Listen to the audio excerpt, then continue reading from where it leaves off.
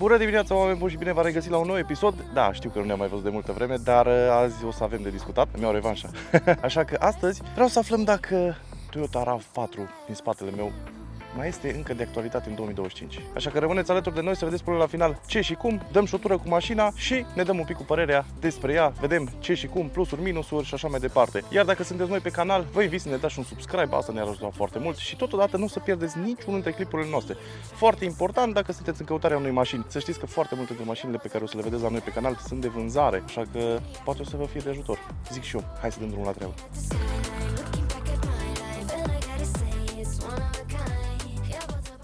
Da, după cum vă spuneam, în fața noastră avem un Toyota RAV4 2017, hibrid, după cum se și vede pe laterală, în culoarea asta absolut fenomenală. Nu știu câtor persoane le place culoarea albă, practic non-culoarea, dar eu de când am avut mașină neagră, credeți-mă că albul mi se pare genial, mai ales vara. Și dacă e să vorbim despre chestia asta, haideți să facem și un test rapid. E rece. Dacă era neagră, ardea. Da, și după cum v-am obișnuit, am dat un pic o tură în jurul mașinii, să o vedeți un pic cam din toate unghiurile și să rămânem puțin la exterior. Designul tipic Toyota din perioada respectivă, mi se pare că la ultimul model, cel actual, s-au cam adaptat un pic mai mult pentru piața europeană. În schimb, mașina asta, să fiu sincer cu voi, mă duce cu gândul la Lexus și nu la Toyota. Și dacă tot vorbim de badge, să vedem că badge-urile sunt cu albastru din cauza faptului că avem o mașină hibrid, avem senzori de parcare pe față, putem observa și garda la sol destul de măricică, dar totodată mașina asta, din punctul meu de vedere, ne duce mai mult cu gândul la o mașină de oraș și de drum lung, să spunem așa, o mașină de familie și nu neapărat o mașină cu care să ieși pe dealuri, pe munte, chiar dacă mașina are un sistem AVD, oarecum. Dar vă explic în cele ce urmează. Jantele originale Toyota cu cauciucuri de vară, Michelin, 225 pe 65 pe 17. Gura de alimentare pe partea stângă, avem doar una pentru că nu vorbim de un plug-in hybrid. Cred că e singurul punct pe care nu-l cunosc foarte bine. Farurile, dacă sunt LED sau xenon, cei drept, vezi foarte bine cu ele. Avem și lumini de zi LED, avem și luminile de ceață jos, proiectoarele, practic. Avem și senzorii de lumină și de ploaie acolo sus, iar pe spate, de asemenea, avem LED și luminile de ceață jos și gura de evacuare pe partea dreaptă. Aici o să vă arăt o mică problemuță de care eu m-am lovit. Problemuță. Nu e problema asupra mașinii, e o problemă de design. Mai greu cu o mână, o să fie greu să vă și arăt la ce mă refer. Problema ar fi în felul următor. Capota se ridică fără telescop, adică manual, și avem cocârdeaua asta. Bun, nimic extraordinar până acum, am mai văzut și la alte mașini, deja m-am murdărit, tipic mie, dar în momentul în care iei ăsta jos, cu cărdeaua asta, și vrei să o pui la loc, cauți pe aici, am căutat, caut, nu știu, prin partea asta înaltă. Frate, nu am văzut asta, aici vine pusă, așa. Ăsta e un lucru tare ciudat. Haideți să trecem peste acest mini artificiu și probabil pentru cei care n-ați văzut hibride până acum, avem două vase de lichid de răcire, unul pentru partea termică și unul pentru partea electrică. Partea termică, motorul de 2,5 litri. Asta e frumos. Mie îmi plac genul ăsta de motorizări. 2,5 litri, 4 pistoane, benzinar, doar că nu sună ca un motor benzinar normal. Și asta se întâmplă din cauza faptului că motorul acesta funcționează după ciclu Atkinson. No, nu-i o invenție recentă, e destul de multă vreme. Ideea este că motorul acesta nu era la fel de eficient ca un Otto din punct de vedere al performanței, dar din punctul de vedere al conservării carburantului și anume al folosirii eficiente a carburantului, astfel încât să scoți consumul cât mai bune, motorul era super ok. De asta, odată cu apariția motoarelor hibrid, acest motor a reintrat în discuție, să spunem așa, pentru că singurul lucru care conta la el este să economisească carburant cât mai mult, pentru că pe partea de putere suplinea și motorul termic. E cât se poate de eficient. Pentru motor de 2.5 benzină, o să vedeți că mașina asta chiar și e un SUV, e greuț, că avem și baterii și așa mai departe, o să scoate niște consumuri foarte, foarte bune. Nu mai vorbim de fiabilitate, pentru că deja știm cu toții Toyota, fiabilitate, benzină, toate cuvintele astea merg împreună, cu atât mai mult sistemul hibrid, pentru că ei sunt pionierii acestui sistem. Mașina asta are 3 motoare electrice. Primul și cel mai puțin important ar fi motorul electric generator și demaror. Mai avem pe puntea față motorul electric, care da, își face treaba de motor electric și ajută motorul termic. Iar foarte tare știți că discutam despre o tracțiune de tip all-wheel drive la mașina asta. Asta înseamnă pentru cunoscători că de desubt avem un cardan. În mod normal. La Toyota de față, să știți că nu avem așa ceva. Practic, între motor, partea termică din față, să spunem așa, și partea din spate nu există nicio conexiune mecanică. Practic, avem încă un motor electric care, la nevoie, intervine pentru a avea o tracțiune cât mai bună, pentru a nu rămâne pe undeva drumuri cu noroi, cu zăpadă, Probabil poate și un derapaj, să spunem așa, dacă mașina simte că pierde controlul, intervine și spatele și redresează mașina. Cumva așa funcționează acest sistem AVD și de fapt nu este doar un sistem AVD, este un AVDI denumit de către cei de la Toyota. Tot sistemul ăsta legat și la o cutie de viteze, probabil mulți dintre voi ar spune CVT, da, se simte ca un CVT, dar este un CVT-E, dacă nu greșesc. Principiul de funcționare este un pic diferit, dar mașina se simte exact la fel. Când o să mergeți pe motorul termic, o să vedeți că mașina asta se simte practic ca un scooter. Mașina are 155 de cai, nu mai rețin corect dacă împreună cu motorul termic și mai departe ajunge la 197 de cai. Cert este că cei 155 sunt disponibili orice oră. Da, cât despre cuplu, asta nu știu să vă spun. Fiți atenți, eu încerc să vă arăt. Stați să reușesc să scot cu cârdea. Băi, e greu cu mână. Vedeți cum vine tija asta? Și nu te gândești că vine poate mai aproape, nici n-am mână cu ce să gesticulez, că țin capota. Dar ea vine, arăt acum, pac, aici. E cel puțin ciudat, aș putea spune. Și capota e grea. Dar, tipic Toyota, se aude. Nu, e foarte bine antifonată. Bine, asta nu e o problemă. După cum v-am povestit, stopuri LED avem și în spate, inclusiv logo-ul ăsta la Toyota cu albastru, ca să ne ducă cu gândul la Tana hibrid. RAV4 îmbunătățit pe partea de tablă față de modelele anterioare, unde mai erau probleme cu rugina, la asta nu văd absolut nimic. Și un portbagaj electric care trebuie să insiști. Da, n-am apăsat unde trebuie. Plus cameră de luat vederi. Cameră de marșalier care se vede, sincer să fiu, extrem de bine. Butonul de închidere foarte simplu, fără 7000 de butoane, de blochezi portbagajul, blochezi doar ușile fără portbagaj, ridici portbagajul mai sus, cobori mai jos, nu. Simplu, o să vedeți că toată mașina se bazează pe simplu. No. Toyota, un hamac care îl puteți pune voi în funcție de cum aveți nevoie. Avem și lumină. Eu am pus gimbalul nostru aici, care de obicei nu ne este de prea mult folos. Dar asta este. Haideți să încercăm să-l mutăm ăsta un pic mai în spate. O să-l pun o dată aici, în mod și de încoace. Se pare că îl poți opera destul de ok și cu o mână. Portbagajul arată în felul următor. Are ușor peste 500 de litri. Destul de încăpător și încă un lucru foarte fain, dacă ai ceva de cărat, ai podeaua asta plană și v-ați fi așteptat ca aici de sub să fie bateria. Dar nu! Luăm și ghiozdanul nostru deoparte, pentru că vreau să vă arăt cât de mult au fructificat. Ce tare, l-am și blocat. Au fructificat oamenii ăștia spațiu. Păi tare, mă! Și acum, gata, ai scăpat de tot ce aveai în portbagaj. Scoate și un sunet să te avertizeze că coboară, ca nu cumva cineva să fie prins între timp la portbagaj. Ce mai pot să zic acum până intrăm la interior? Materialele sunt acolo undeva între. Sunt de bună calitate, dar nu se simt luxoase cumva. Deci avem foarte mult plastic. Nu scârție nimic, ce-i drept, asta e doar tinicheaua de ceas.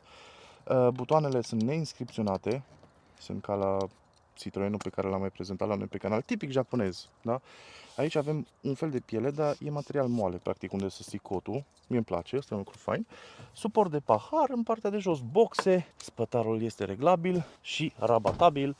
Două suporturi de pahare pe cotieră, interiorul din textil. Ce vă spuneam, cel mai tare lucru la mașina asta, o să intru să fac mizerie aici. Putem observa că aici jos avem un tunel median foarte lățit, aproape plan în partea asta aici. Asta pentru că nu avem acel cardan. Chiar dacă avem o mașină cu sistem AVD. Pot să spun că bancheta e foarte confortabilă. Totul clasic, simplu, lumini, cum era la Toyota acum 25 de ani, deci da, clasic, Toyota, nu s-a schimbat nimic. Spațiu cât cuprinde și cu siguranță în spate și aici unde scaunul e dat la maxim în spate. Apropo, ăsta e la maxim în spate. Și cam așa se prezintă și din partea pasagerului, unde ai spațiu.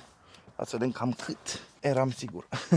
Dar dacă bați picioarele de sub aici, ai spate. Stai decent. Eu mai ating un pic, dar e decent. Bineînțeles, tot timpul ai opțiunea de a da scaunul un pic mai în spate, doar că minusul vrea să umble cineva, trebuie să faci un pic așa. Ai un mic spațiu aici să poți să spui chestiile, iar toată bucata asta îmi aduce aminte de Mercedes-urile din ziua de astăzi. În ziua de astăzi. Modelele cam generație cu asta. 2017, 2018, cam pe acolo, 2020. Da, și aici avem, cred că e vinilin asta, dar e moale la atingere, se simte plăcut aici unde pui mâna. Iar aici sus avem un plastic dur.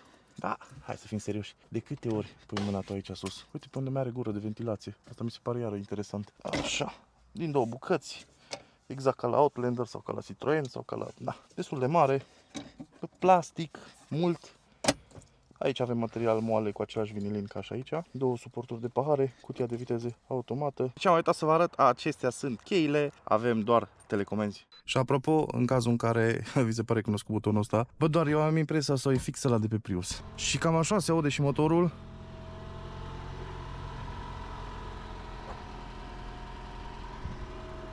Ca un 4 cilindri normal. Acum, sper că pe cameră nu se aude altfel, pentru că niciodată nu o să poți reflecta exact același sunet ca în realitate. Asta e singura mașină, de fapt Toyota în general e singura mașină unde pot să laud și pot să și critic în același timp exact același lucru. Începem cu criticatul sau cu lauda? Eu zic să începem cu lauda. Aici o să avem modurile de condus. Butoane, multe sunt acolo, fac același lucru. Butoanele mi se pare un lucru foarte tare, dar în cazul de față la Toyota avem aceleași butoane, frate, prin 2004, să mă rog, fix așa se simt. Haideți, îi dăm bătaie.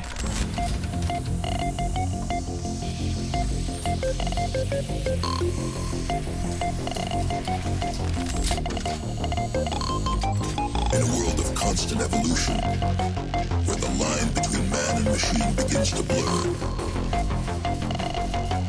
a new age of possibility emerges. Va fi și puțin aglomerat. Cu toate astea, vreau să vedem un pic cam cum se comportă mașina. Ghete! Cam cum se comportă mașina în oraș, cu trafic, cu chestii genul ăsta. Bine, aglomerat, cei care vă uitați din București, e liber oraș. Față de cum e acolo. Încercăm să ieșim și noi. Ieșim. Pac, am ieșit. Mi se pare tot un pic ciudat aici, până te obișnuiești, parcă nu-i cam ca la orice mașină, dar din punctul meu de vedere e doar o chestie de obișnuință, zic eu. Ce pot să zic în primă instanță și ce am remarcat, mașina e foarte confortabilă pe partea de suspensii și așa mai departe. Nu o să faceți o mașină de circuit din ea pentru că, na, suspensia nu-i permite și asta o face ca în orice curbă mașina să devină, na, bărcuță puțin. Dar pentru confort e exact ce trebuie. După cum spuneam, în mașina stau foarte bine. Mai contribuie, din punctul meu de vedere, foarte mult și cutia automată, pentru că îți dă un plus de confort. Cel puțin mașinile cu cutie automată personal stau mult mai bine decât în cele cu cutie manuală, pentru că cutie manuală trebuie să fie un pic mai, nu știu, mai activ, să-i spunem așa, și cu celălalt picior, cu stângul. Un minus ce aș putea spune despre mașină este pe partea de cât de antifonată fonic este. Și aici Toyota pierde de multe ori. Ați auzit și duba, nu știu dacă s-a auzit acum sau nu, dar ați auzit și duba care tocmai a trecut pe lângă noi. Și e un pic, da, e un pic zgomotoasă. Dar în schimb, plusurile care avantajează mașina, cel puțin din punctul meu de vedere, ar fi odată spațiu, ar fi confortul și cel mai important ar fi partea de fiabilitate, pentru că Toyota cumva e iconic pentru partea asta. Ce am zis că mai povestim, aici în partea superioară avem sistemul de navigație. Acum suntem un full electric. Păi! Stați să dăm pe EV mode. Nicht verfügbar. Ok, Eco mode. Nicht verfügbar. Era pus. Sport. Pac, am trecut pe sport. O auziți? Vă spun eu ce asta e cutia CVT. Nu e nimic în neregulă cu mașina, dar așa se aude. Când vrei să accelerezi mașina, mașina se turează și rămâne acolo și crește viteza. Foarte liniară. Deci nu o să te bage nimeni în scaun în mașina asta, nu o să simți că trage ca orice altă mașină, deși viteza crește. E un feeling un pic mai ciudat, dar te obișnuiești. E confortabil până la urmă și toată mașina e axată pe confort și mai puțin pe a scoate timp bun pe circuit. Cred eu că nu-i cazul la așa ceva aici. Dar da, vă povesteam anecdotări, mai avem climă pe două zone cu funcția Sync, butonul de Prius, după cum vi l-am arătat, butoanele pe care tocmai le-am lăudat jos, avem două suporturi de pahare, avem brichetă 12V, intrare auxiliar, adică n-ar trebui să rămânem pe sport, nu? În condițiile de genul ăsta, pentru că nu avem nicio șansă. Încercăm să ieșim și noi? Încercăm. Încă un lucru foarte tare, probabil ați auzit un piuit. Piuitul acela face parte din sistemul Toyota Safety Sense. Mai pe scurt, sistemul anticoliziune, lane assist și așa mai departe, sistemele care, acum, din câte am înțeles, pentru mașinile 2025 ar cam fi obligatorii. Își fac treaba foarte bine și ne avertizează imediat, pentru că a simțit mașina că a trecut prin fața noastră și pac, imediat ne-a avertizat. Muzica, cum se aude? Encore sur de la veille, alors on sort pour oublier tous les Bă, sincer, mă așteptam să o de prost. Să o de bine. Să o de foarte bine. Surprinzător. Ce n-am observat eu la mașina asta, nici n-am căutat. Pe jos, că sunt japonezi oamenii noștri, dar n-am observat. Și aici mă refer la încălzirea în scaune. Avem oglinzile heliumate, controlul aici sus. În schimb, pe partea de deasupra de plafonieră, totul foarte rudimentar și exact ca la o mașină de acum 20 de ani, de la japonezi. Iar nu s-a schimbat nimic. Oamenii nu vor să schimbe lucrurile care funcționează. În schimb, inovează în direcții care te ajută. Nu știu, eu așa o văd.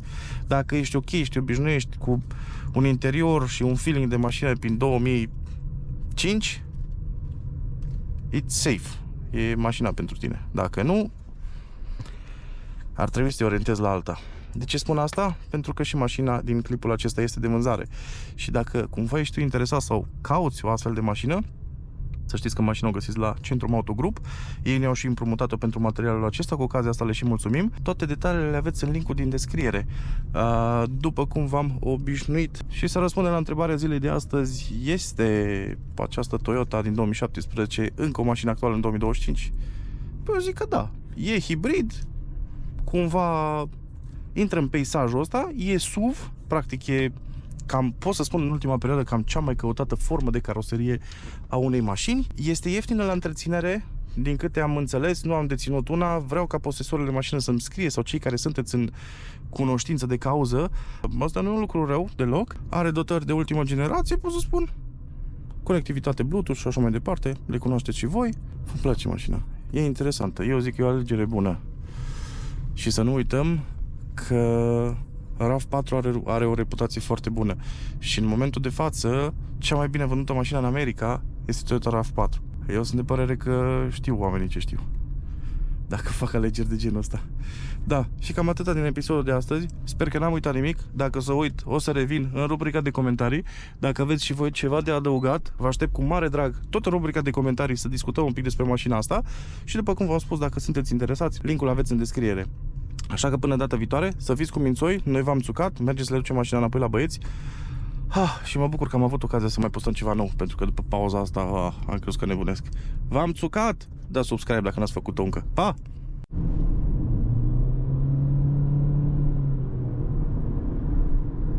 CVT-ul. Asta e CVT-ul. E o chestie de obișnuință. Nu e atât de rău.